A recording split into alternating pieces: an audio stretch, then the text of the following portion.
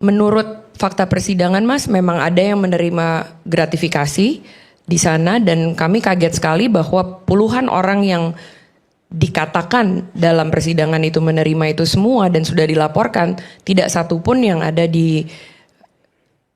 dicek gitu ya, ditelusuri, bahkan malah dijadikan saksi. Mereka semua bebas. Mereka semua bebas. Menerima gratifikasi, menerima korupsi itu di level pelaksana mereka bebas, tapi pembuat kebijakannya justru dipidana 15 tahun penjara. Iya Mas.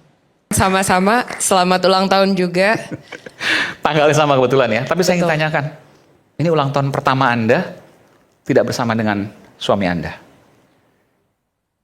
Ini adalah ulang tahun pertama dalam situasi yang berat ini dan tapi kami sangat bersyukur bahwa kami masih bisa bertemu dengan Mas Nadiem, bisa bersama karena dia juga masih dalam tahap pemulihan sekarang Mas. Sekarang posisi di Tahanan rumah. tahanan rumah masih? Masih dalam tahanan rumah Betul. dan tentu menunggu eksekusi ketika nanti sudah memiliki kekuatan hukum tetap yang entah kapan. Betul. Kami masih menunggu dan kami akan selalu berdoa agar Mas Nadiem mendapatkan keadilan dan kebebasan yang... Anda masih meyakini itu? Ceritakan kepada kami, kepada Indonesia, kepada dunia, di mana Anda memiliki keyakinan bahwa Mas Nadiem tidak bersalah sama sekali dalam kasus ini. Sebagai seorang pendamping yang sudah bersama hampir 20 tahun Mas, kami saling mengenal dan saya tahu betul apa yang menjadi niatnya saat dia bergabung dalam pemerintahan. Itulah sebabnya saya tahu siapa dia, niatnya, apa yang dikerjakan pada saat itu juga kami semua bisa tahu dari fakta persidangan, bukan hanya dengan keyakinan, tapi juga pada akhirnya saya mempercayai bahwa sistem keadilan kita nantinya dapat memberikan keadilan yang betul-betul merefleksikan fakta yang ada. Di mana yang membuat Anda bingung, sehingga Anda bisa mengatakan bahwa, koreksi kalau saya salah, Mas Nadiem dikriminalisasi? Saya rasa sebagai orang awam Mas, karena saya mengikuti sidang dari awal di Januari 5 sampai kemarin putusan gitu ya. Saya, orang tuanya, keluarga, sahabat dan seluruh masyarakat bisa mempunyai akses yang sama untuk melihat persidangan. Apa yang telah dijabarkan oleh semua saksi fakta, saksi ahli, bukti-bukti yang terbuka tidak sama sekali mendukung dakwaan, bahkan mematahkan. Tapi memang saya tahu hal itu telah diputuskan yang berbeda, tapi itulah sebabnya kami tetap menghormati jalur hukum yang ada dan pada hari ini kami memasukkan memo banding. Tapi saya harus fair juga. Ketika ada perbedaan pendapat di antara hakim, tentu mayoritas yang menang.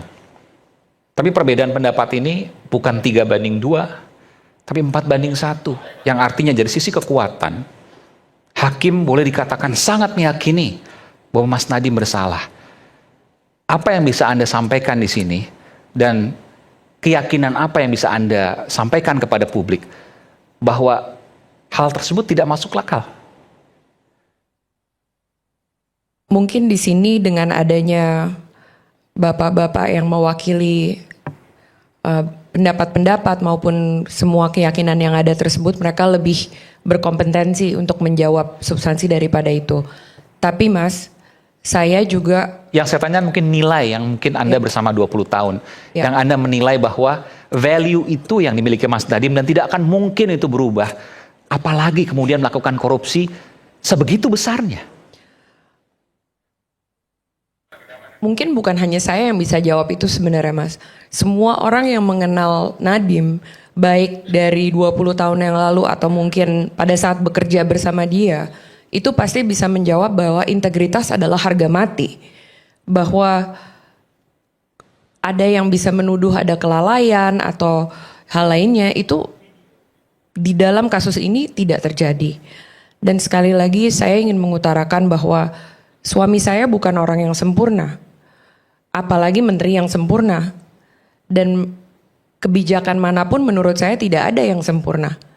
Tetapi kalau memang ada yang salah dalam bagian eksekusi atau bagian pelaksanaan gitu, itu bukan dalam ranahnya.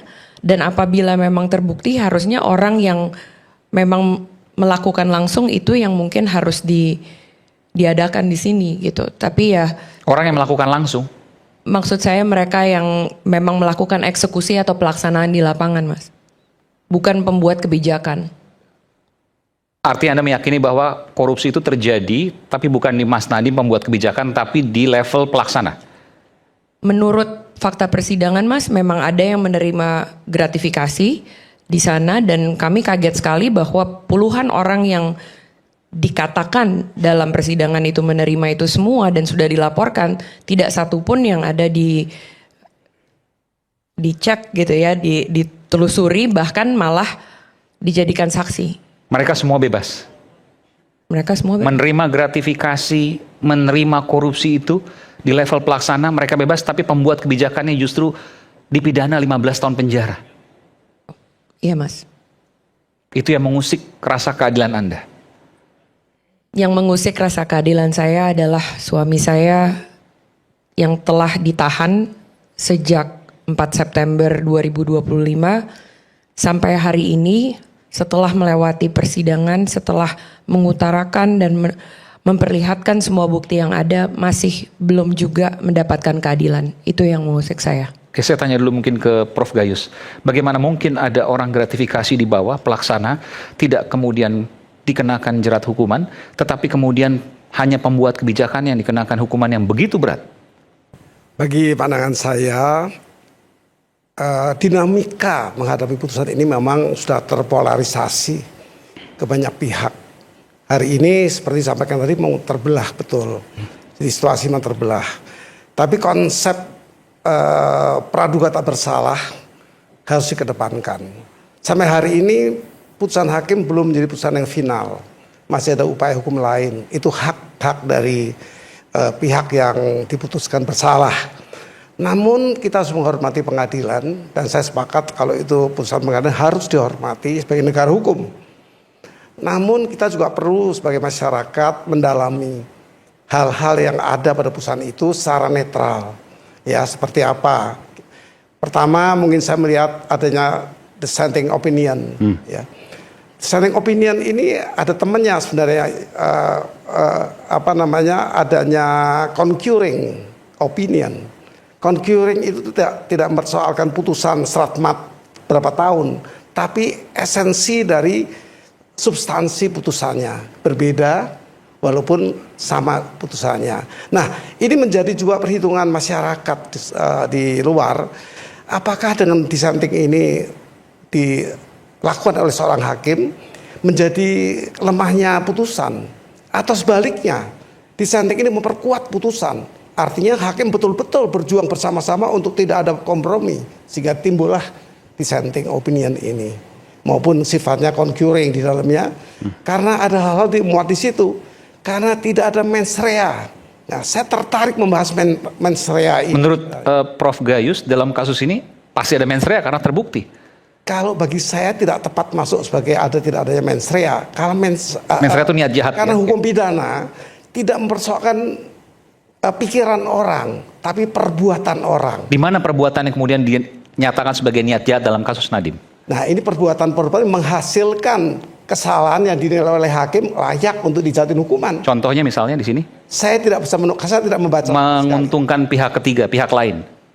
Ya bisa begitu atau tidak menguntungkan dirinya secara langsung juga bisa. Jadi ini kan pikiran-pikiran yang dicurigai apakah ada niat jahat atau ada guilty mind. Ya. Tapi kalau terbukti oleh pengadilan artinya pasti ada niat jahat.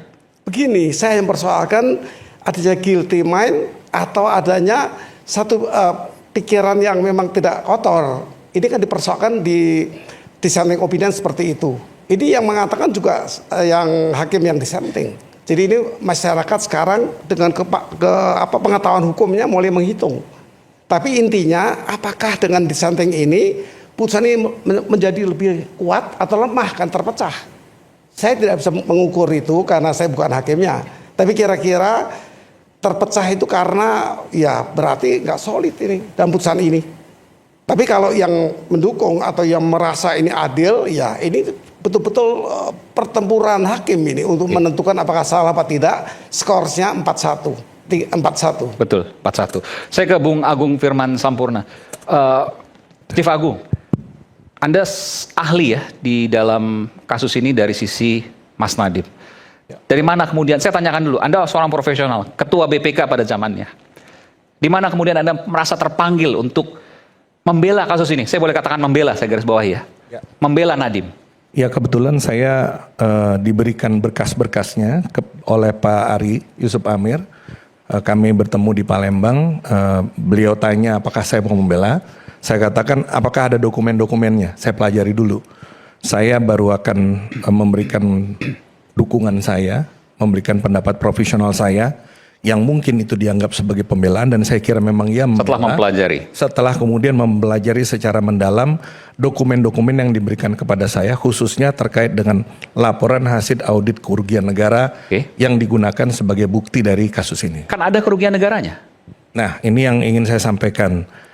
Kerugian negara itu kan ada metode menghitungnya Pak Iman. Tetapi mari kita bicara fakta persidangan, karena ini kan waktunya pendek. Fakta persidangan itu memperlihatkan bahwa harga jual, kan sebenarnya kasusnya ini adalah laptopnya nih ya. Harga jual laptop itu di bawah harga pasar.